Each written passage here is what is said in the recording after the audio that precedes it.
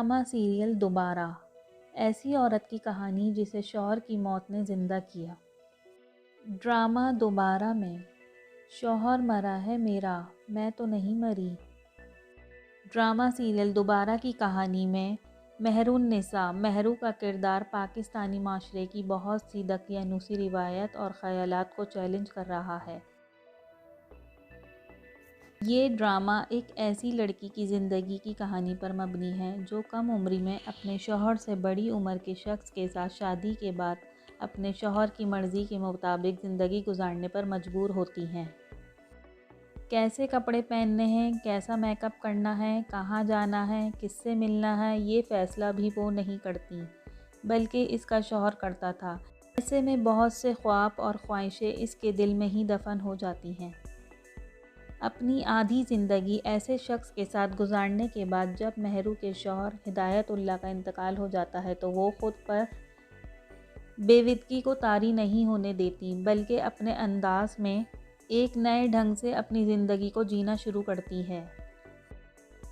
وہ ہلکے رنگ کے کپڑوں کے بجائے شوخ رنگ کے لباس پہنتی ہے، اپنی پسند کا بناؤ سنگار کرتی ہے، گھر کی چار دیواری میں قید ہونے کے بجائے باہر نکلتی ہے اور اب وہ کسی اور کی ڈکٹیشن نہیں بلکہ اپنی ٹرمز اینڈ کنڈیشن پر زندگی جی رہی ہے، لیکن اس کے لیے اتنا آسان نہیں ہے۔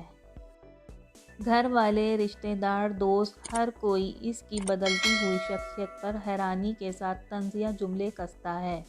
اس کی نند جس کا کردار سکینہ سمرو ادا کر رہی ہیں، اسے ہر وقت یہ باور کراتی ہیں کہ اب وہ ایک بیوہ ہے اور بیوہ کو یہ سب زیب نہیں دیتا۔ ڈرامے میں مردوں اور خواتین کے حوالے سے معاشرے کے دوہرے معیار کو بھی اجاگر کیا گیا ہے اور یہ دکھایا گیا ہے کہ ایک مرد اپنی چھوٹی سی عمر کی لڑکی سے شادی تو کر سکتا ہے لیکن یہی معاشرہ ایک بڑی عمر کی عورت کی اپنے سے چھوٹی عمر کے لڑکے کے ساتھ شادی کو قبول نہیں کرتا۔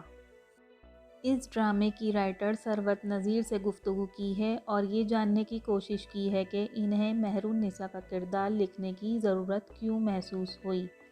ثروت نذیر کہتی ہیں کہ اس موضوع پر پہلے بھی بہت سے رائٹر نے کام کیا ہے اور میں بھی جب اس کے بارے میں سوچتی تھی تو میں اسے مثبت انداز میں لکھنا چاہتی تھی۔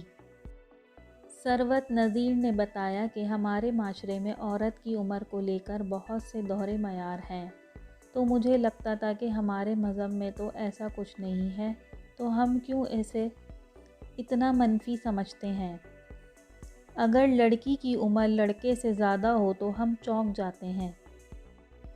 انہوں نے بتایا کہ یہ کہانی صرف ایک بڑی عمر کی عورت کی ایک جوان لڑکے سے شادی سے متعلق نہیں ہے، اس میں اور بھی بہت سی چیزیں ہیں۔ مہرو میں بہت سی محرومیاں ہوتی ہیں۔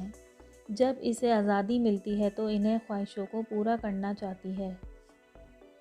بقول ثروت کہ ہمارے معاشرے میں مردوں کا رویہ تھوڑا سا تہمکانہ ہوتا ہے۔ جب لڑکی کی شادی ہوتی ہے تو اسے بہت سی چیزیں نئے سرے سے سمجھنی پڑتی ہیں اور ہر انسان کی تربیت اور طرح کی ہوتی ہے۔ عورت کو اکثر کہا جاتا ہے کہ وہ جہاں جا رہی ہے اس ماحول میں ڈھلے۔ انہوں نے کہا کہ اگر کوئی لڑکی اپنی مرضی سے خود کو اس ماحول میں ڈھال لے تو اس میں کوئی مسئلہ نہیں، لیکن جب آپ کسی کے ساتھ زبردستی کرتے ہیں تو اس میں ایک باغیانہ سوچ ضرور پیدا ہوتی ہے۔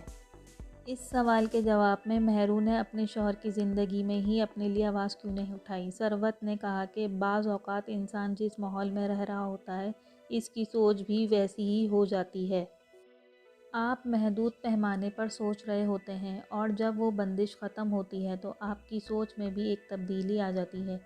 ظاہر ہے جب آپ کسی ایسی جگہ پر ہوں جہاں آپ کو یہ خیال کرنا پڑے اگر میں ایسا کچھ کہوں گا تو لوگ کیا کہیں گے، تو آپ اس طرح سوچتے ہی نہیں ہیں۔ مہر النساء جب آزادی ملتی ہے تو اس کو سوچنے کا انداز ہی بدل جاتا ہے۔ ثروت سمجھتی ہیں کہ برسوں کی روایت سے ہٹ کر کوئی کچھ کرنے کی کوشش کرے گا تو لوگ حیران تو ہوں گے۔ اصل میں کچھ رسم و رواج ہمارے ذہنوں میں اتنے راسخ ہو چکے ہیں کہ ہم ان سے ہٹ کر سوچتے ہی نہیں ہیں۔ ثروت نذیر نے ڈراموں میں خواتین کے مضبوط کردار کے حوالے سے بات کرتے ہوئے کہا کہ مجھے مجبور، بے کس اور بے زبان عورتوں کے کردار کا لکھنا بالکل پسند نہیں۔